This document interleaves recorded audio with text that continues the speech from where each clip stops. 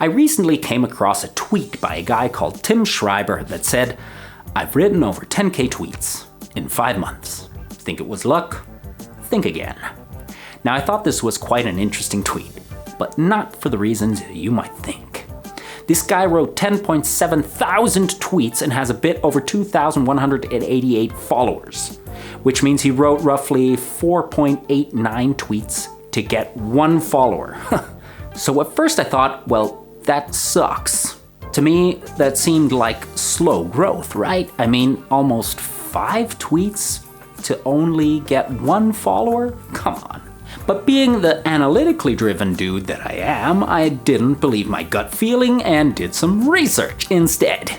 Here are the results. I gathered a shipload of data and did it all manually to make sure I only include real people, not brands or bots. And it turns out that on average, to get 1 follower on X, you need to post 9.37 times. The median being 7.58 tweets per follower. So 4.89 tweets per follower is actually kinda good. Great. That's it, right? Well, obviously my analysis didn't stop there. I saw some interesting patterns in the data and was intrigued. Here's the short rundown of some of the things I found. You can find the rest in a lot more detail on my website. So apparently the longer your X account has been active, the more followers you have. Makes sense, right? But the fun thing is, it's about as important of a factor as the number of tweets you post. But there's also a third way of consistently gaining followers, namely by following other people and getting followed back.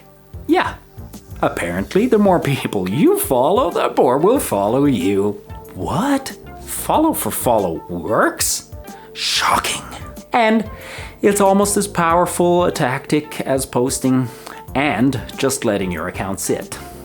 Now the average following to follower ratio is 0.88, meaning the average X account has 1 follower per 0.88 people they follow. Again, the median being lower at 0.5, so 2 followers per account you follow. Next, it doesn't come as a surprise that the more you tweet per month, the more followers you gain per month, right? What's interesting though are the rates. On average, people post 548.86 times per month. Wow. Good thing the median is only at 200.33, and by posting 548.86 times a month, they gain 94.74 followers each month, or 37.89 respectively. I mean, honestly, what? Kinda insane, right? I could never post 548 times a month. That's approximately 18 posts every day. And the median at 200 means it's approximately 6.6 posts per day. But hey, if that's what it takes to grow on X. So, here are a few benchmark numbers, if you will, so you know where you stand with your profile. Anything below 9.37 tweets per follower is good, and under 7.58 is great, because it means you're providing value through your posts. A following follower ratio of 0.88 or lower is good, and one under 0.5 is great, because it means people follow you because they want to rather than feeling obligated to. And third, and this is a cool one, 607.33 tweets per month adjusted by the following follower ratio, here's the math, is the median benchmark to see whether you're doing well in general on X. The number by itself doesn't mean much. It's all about comparison. So it's important to note that the higher the number, the better.